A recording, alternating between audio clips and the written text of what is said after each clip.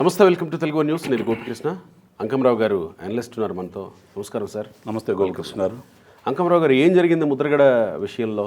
ఎందుకు ఆయన 14వ తేదీ నేను వెళ్తున్నాను, మీరందరూ నాతో పాటు ర్యాలీగా వచ్చేవాళ్ళు, నన్ను క్షమించి మన్నించి మీ సర్ది మీరే తెచ్చుకోండి, మీ కార్లు మీరే తెచ్చుకోండి అని ఒక లేఖ రాశాడు మొన్న.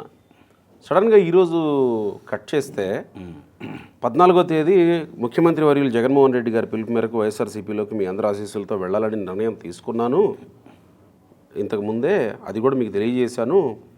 ఊహించిన దానికన్నా భారీ స్థాయిలో స్పందన రావడం మీదట వారికి సెక్యూరిటీ ఇబ్బంది వల్ల ఎక్కువ మంది వస్తే కూర్చోవడానికి నిలబడడానికి కూడా స్థలం సరిపోదని, వచ్చిన ప్రతి ఒక్కరిని చెక్ చేయడం చాలా ఇబ్బంది అని చెప్పడం వల్ల తాడేపల్లికి మనందరం వెళ్ళే కార్యక్రమం రద్దు చేసుకున్నానండి. మిమ్మల్ని నిరుత్సాహపరిచినందుకు మరోసారి క్షమాపణ కోరుకుంటున్నానండి. ఈ నెల 15 కానీ 16 కానీ ఒక్కడనే తాడేపల్లి వెళ్ళి ముఖ్యమంత్రి గారిని కలిసి ఆయన సమక్షంలో పార్టీలో చేరతాను. మీ అందరి ఆశీస్సులు వారికి నాకు తప్పకుండా ఇప్పించాలని కోరుకుంటున్నాను. ఎన్నిసార్లు క్షమాపణ చెప్తారు ఈయన? తర్వాత 14వ తేదీ నేను చేరాలనుకుంటున్నాను, మీరందరూ రామాకండి, సెక్యూరిటీ సమస్యలు ఉన్నాయి, నేను వెళ్ళి 14వ తేదీనే జాయిన్ అవుతానని చెప్పొచ్చు కదా. 15నో 16నో జాయిన్ అవుతా అని చెప్పడం ఏంటి? ఈ 14వ తేదీకి వచ్చిన సమస్య ఏంటి? ఏం జరిగింది అసలు? సరే, ఒకటి జనాలను వేసుకొని వెళ్ళకపోవటం అదొక ఇది అయితే, ఒకవేళ జనాలను వద్దంటే 14వ తేదీనే కదా జాయిన్ అవ్వాలి. మళ్ళీ 15నో 16నో అని మళ్ళీ దానికి క్వశ్చన్ మార్కులు ఎందుకు వస్తున్నాయి? ఏం జరిగి ఉండొచ్చు దీని వెనకాల? అసలు ఒకటండి, అసలు చేరతాడో లేదో అనేది కూడా నమ్మకం లేదు ఇప్పుడున్న పరిస్థితుల్లో.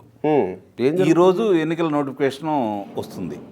జరిగే పరిణామాలు, తీసుకునే చర్యలను చూసుకున్న తర్వాత ఎనికి తగ్గే ఈయనేమి మాట కట్టుబడే మనిషి అయితే కాదు కదా. ఇప్పుడు ఆ రోజు వాళ్ళకి సంబంధించి ఏం మాట్లాడారు, పవన్ కళ్యాణ్ గారికి ఏ విధమైన లేఖలు సంధించారు వీరు, హరిరామ జోగయ్య గారు మనకు క్షుణ్ణంగానే తెలుసు. ఈరోజు పరిస్థితి వీళ్ళందరూ కలిసి ఉప్పెనలాగా జనమందరూ వచ్చేసి ఈయనే మా జాతికి నాయకుడు అని చెప్పి భావిస్తారని భావించాడు. కానీ ఈయన ఆ పార్టీలో చేరుతున్నందువల్ల వాళ్ళలో వచ్చిన ప్రశ్నలు ఈయనకి సమాధానం లేదు. ఓకే ఓకే ఓకే చాలామంది చేసిన ప్రశ్నలు నాకు కూడా వచ్చినాయి. అవి దాని ఒక విషయం మీకు చెప్తాను నేను. ఆ రోజు మీ దగ్గరికి పవన్ కళ్యాణ్ గారు మీ ఇంటికి వస్తేనే పార్టీలో చేరతానని మీరు చెప్పారు కదా. అవును. ఈరోజు జగన్మోహన్ రెడ్డి గారు మీ ఇంటికి వచ్చారా ముద్రగడ్డ పద్మనాభం గారు అని చెప్పని వాళ్ళ పిల్లలే వాళ్ళని ప్రశ్నిస్తూ ఉన్నారు. పోనీ మీరు అడిగినట్టు పవన్ కళ్యాణ్ గారిని అడిగారు కదా, మీరు ఇంత తక్కువ సీట్లు తీసుకుంటున్నారు, మీరు తెలుగుదేశం పార్టీ దగ్గర కాపుల్ని తాకట్టు పెట్టారని చెప్పి మీరు అంటున్నారు కదా, మీకేమన్నా ముఖ్యమంత్రి పదవి ఒక సంవత్సరం కానీ సంవత్సరంన్నర కానీ మీకు అట్లాగే హరిరామ జోగయ్య గారి అబ్బాయికి కానీ లేకపోతే హరిరామ జోగయ్య గారికి కానీ ఇస్తుంటే మీరు వెళ్తున్నారా అని చెప్పి వాళ్ళు ప్రశ్నిస్తున్నారు. ముఖ్యమంత్రి దీంట్లో అవును, మరి భాగస్వామ్యం అడిగారు కదా ఆ రోజు పవన్ కళ్యాణ్ గారిని. దాంతోపాటు కాపులకి ఎన్ని సీట్లు ఇస్తున్నారు, కాపులకి ఎన్ని సీట్లు, మీరు ఎన్ని సీట్లు ఇప్పించబోతున్నారు, కాపులు ఎన్ని తీసి పక్కన పడేయండి. మీరు మీ జిల్లాలో కావచ్చు, మీకు సంబంధించిన వాళ్ళు కావచ్చు, రాష్ట్ర వ్యాప్తంగా మీరు ఎన్ని సీట్లు వాళ్ళకి ఇప్పించబోతున్నారు. కరెక్ట్. ఇవన్నీ అడుగుతున్నారు. ఇంకోటి, ఆ రోజు 10% మామూలుగా అంటే పేదలు, నిరుపేదలు కాని వాళ్ళు, నిరుపేదలుగా ఉన్నటువంటి అగ్రకుల వాళ్ళకి రిజర్వేషన్లు కల్పించింది కదా కేంద్ర ప్రభుత్వం. దాంట్లో 5% చంద్రబాబు నాయుడు గారు ఇచ్చారు కదా. ఈయన వచ్చిన తర్వాత దాన్ని రద్దు చేశారు కదా. మీరు ఆ ప్రశ్న ఏమన్నా అడిగారా? దాన్ని ఎందుకు అడగలేదు? పునరుద్ధరిస్తారా? ఆ హామీ ఏమన్నా జగన్మోహన్ రెడ్డి గారు ఇచ్చారా? ఇప్పటి వరకు మీరు ఆ ప్రశ్న ఎందుకు ఎత్తలేదు? ఈరోజు వాళ్ళు అడుగుతున్నారు. కాపులకు సంబంధించి ఆ రోజు కాపు కార్పొరేషన్ ద్వారా 50,000 నుంచి ₹1,00,000 వరకు రాయితీలు ఇచ్చి ప్రోత్సహించింది కదా. మీరు ఈరోజు దాన్ని ఏమన్నా ఈ ప్రభుత్వం వచ్చిన తర్వాత రద్దు చేసింది కదా. సుమారు 2,11,000 మంది లబ్ధి పొందారు కదా ఆ రోజు. 1,441 కోట్ల రూపాయలు రాయితీ కూడా పొందారు కదా. మరి మీరు ఈరోజు దానికి ఏమన్నా తిరిగి ఈయన ఇస్తాడు, పునరుద్ధరిస్తారు, ఎందుకు తొలగించారనే దాని మీద మీకేమన్నా ఆయన హామీ ఇచ్చారా? ఇద్దరు కలిసి బహిరంగ ప్రకటన ఏమన్నా చేయబోతున్నారా అని చెప్పని ప్రశ్నిస్తున్నారు.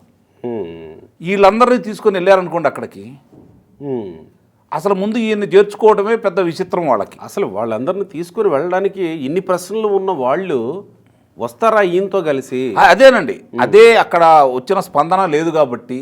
అంటే మరీ ఏమీ లేదని అయితే నేను అన్ను. వాళ్ళు ఇంకా కొంతమంది కరుడుగట్టిన వాదులు ఉంటారు కదా.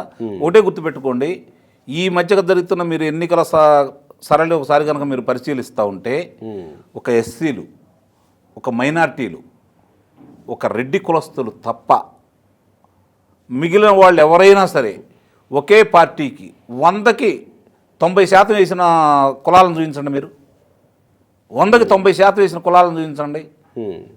కమ్మ కావచ్చు, లేకపోతే వైశ్యాస్ కావచ్చు, రాజులు కావచ్చు, లేకపోతే కాపులు కావచ్చు. ఈళ్లలో చూసుకుంటామంటే ఈ రోజుకి కూడా గంపగుత్తగా ఏ రోజు కూడా ఒకే పార్టీకి వేసిన సందర్భాలు ఎక్కడా లేవు. 3 వర్గాలు ఎప్పుడూ ఉంటానే ఉన్నాయి అక్కడ. ముఖ్యంగా ఈ కాపు కులస్తుల్లో 3 వర్గాలు ఎప్పుడూ ఉంటానే ఉన్నాయి. ఒక వర్గం అప్పటి నుంచి ఇప్పటికి తెలుగుదేశం పార్టీని అడ్డు పెట్టుకునే ఉంది. తటస్థులు అనుకున్న వాళ్ళు ఆ రోజు ఇష్టం ప్రకారం ఉంటే అటు తెలుగుదేశానికి గెలిపించారు. వాళ్ళ వల్లే ఉభయ గోదావరి జిల్లాలు కావచ్చు, ఎటు మొగ్గితే అటు ఉభయ గోదావరి జిల్లాలు మొగ్గితే ప్రభుత్వాలు కూడా వచ్చిన సందర్భాలు ఉన్నాయి. దాంట్లో వాళ్ళు చాలా కీలకం, కాపులకు సంబంధించిన వాళ్ళు ఈరోజు ఆయన ఎమ్మట రావడానికి సిద్ధంగా లేరు. మూడో వాళ్ళు ఆ రోజు నుంచి సాంప్రదాయంగా కాపు కులస్తులు అందరూ కూడా చాలామంది కూడా కాంగ్రెస్ పార్టీలో ఉన్న వాళ్ళందరూ వైసీపీ పార్టీకి మారారు. ఈరోజు కూడా సంపూర్ణంగా వాళ్ళు వేసే పరిస్థితి లేదు వాళ్ళకి. మరి ఈయనంట ఎవరున్నారు?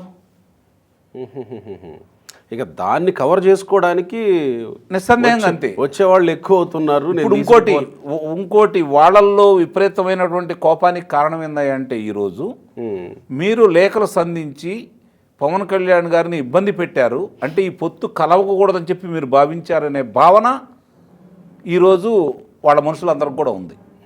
అంటే కాపు నాయకుడిగా పవన్ కళ్యాణ్ గారు ఎదగకూడదనే భావనతో వీళ్ళిద్దరు చేశారేమో అనే అనుమానం కూడా వాళ్ళలో వస్తూ ఉంది. చాలా చులకనైపోయాడేమో కదా. అవును, ఆ పార్టీలో చేరుతున్నాం అనగలో చులకనైపోయారు కదా. అంటే ఒక ఎమ్మెల్యే స్థానం కోసం మీరు వెళ్ళారా? పవన్ కళ్యాణ్ ఇబ్బంది పెట్టారా? కలవకూడదని భావించారా? అంటే ఇదే ప్రభుత్వం కొనసాగించాలని మీరు భావిస్తున్నారా? ఈ ప్రశ్నలన్నీ సంధించారు. మీరు చూడండి, సోషల్ మీడియాలో సంబంధించి ఒక్కొక్క ప్రశ్నలన్నీ నేను చెప్పినవన్నీ కూడా నేను మాట్లాడినవి కాదు, మొత్తం వాళ్ళు మాట్లాడి. ఇప్పుడు ఆ రోజు మాట్లాడుకుంటా ఉంటే నీ స్థానం ఏంటి? ఆ రోజు నువ్వు ఇప్పుడు ఈరోజు ఇంకో ప్రశ్న కూడా ఉదయించింది.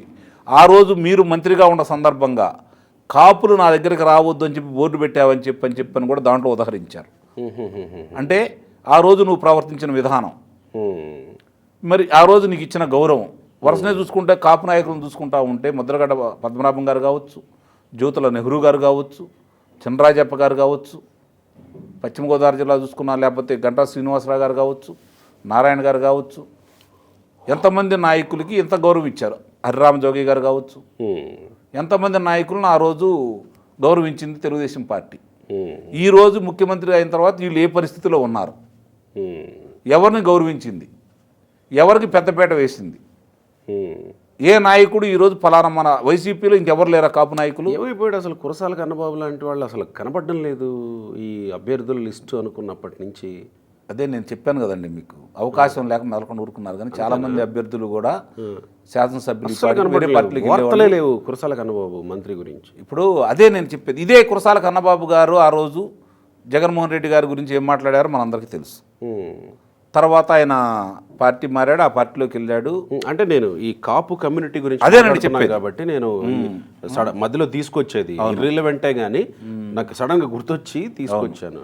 అస్సలు ఎక్కడ సోదిలో కూడా లేనట్టుండి ఈ మధ్య కాలంలో అసలు పాపం. అదేనండి, వాళ్ళకి వాడుకోవటం ఎలాగో వైఎస్ఆర్సీపీ పార్టీ వాళ్ళకి తెలిసినట్టుగా రెండో వాళ్ళకి తెలియదు. దుష్ప్రచారం ఎలా చేయాలో కూడా వాళ్ళకి తెలిసినట్టుగా రెండో వాళ్ళకి తెలియదు. మీరు అన్నట్టు ముద్రగడ పద్మనాభం గారికి క్లారిటీ లేకనే 14వ తేదీ కాదు 15నో 16నో జాయిన్ అవుతాను. జనం లేకండి, జనం లేకపోవడం ఒకటైతే క్లారిటీ కూడా లేదు 15 16 అని చెప్పడం ఏంటి? అదే కదా చెప్పేది. ఆ తర్వాత ఇంకొక ఉత్తరం రాయొచ్చు, ఆయన ఇంకో లేఖ సంధించు. నన్ను క్షమించండి, నేను జాయిన్ అవ్వట్లేదు. కొత్త కాదు కదా, ఎన్నోసార్లు ఆయన మాట్లాడాడు కదా ఇవన్నీ. ఇవాళ అయితే కొత్త కాదు కదా. నిలకడ లేని తనమే ఆయన నాయకత్వాన్ని దూరం చేసిందని అయితే నేను భావిస్తున్నాను. ఒకనాడు ఆయనకు ఉన్నటువంటిది నేను కూడా కొన్ని సందర్భాల్లో ప్రత్యక్షంగా చూసిన వాడిని. ఆయన యొక్క ప్రభ, ఆయన ఉన్న తుని రైలు దహనం సంఘటన వరకు ఆయనకున్న ప్రభ అందరికీ తెలిసిందే కదా సార్ కదా అని జనం చాలా మంది భావిస్తున్నారు. ఎప్పుడైతే ఆయన పాదయాత్ర చేసి ఆ రోజు ఉన్నటువంటి ముఖ్యమంత్రి గారిని కలిశారో, జనార్దన్ రెడ్డి గారిని, నెదురుమల్లి జనార్దన్ రెడ్డి గారిని కలిశారు కదా, ఆ రోజు కలిసినప్పుడే ఆయనకున్నటువంటి పేరు ప్రఖ్యాతులు మొత్తం కొట్టుకుపోయినాయి. తర్వాత మళ్ళీ ఆయన ఎంపీ అయ్యారు, ఇవన్నీ జరిగినాయి. కానీ ఆయన ఆ పార్టీ వల్ల గెలిచాడు, వ్యక్తిగతంగా గెలవలేదు కదా ఆయన. రైట్. కాబట్టి ఆయనకు తెలుసు దాన్ని మళ్ళీ పునరుద్ధరించుకోవడం కోసం. జగన్ కూడా ఏమన్నా క్లారిటీ ఇవ్వలేదేమో అనిపిస్తుంది నిస్సందేహంగా. ఎందుకు ఇస్తాడండి చేర్చుకునే విషయం నిలకడలేని మనిషికి? ఓకే. ఇప్పుడు ఇస్తే ఏమో వాళ్ళు పిఠాపురం కదా అడుగుతుంది, వంగా గీత గారికి ఇచ్చారు కదా, ఈయన పోటీ చేసే స్థానం ఎంతో చెప్పండి. అది తెలుసుకోలేకపోతున్నాడు కదా.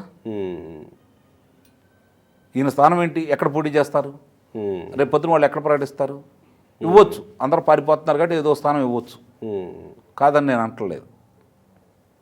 ఆయనకంటూ ఒక నిలకడ లేదు. ఆయనకి అవతల వాళ్ళు స్థిరంగా మీకు పదవిస్తాము, ఇక్కడ పోటీ చేయండి అని చెప్పని హామీ కూడా ఇవ్వట్లేదు అనేది మాత్రం నేను గంటాపదంగా చెప్పగలను. ఈయనకి క్లారిటీ లేదు. ఇదొకటి అంటే చేరే విషయంలో పదవిస్తారా లేకపోతే ఎమ్మెల్యేగా కంటెస్ట్ చేయిస్తారా లేదా అనే విషయంలో క్లారిటీ లేదు.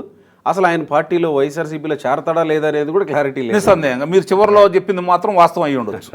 Right sir, thank you.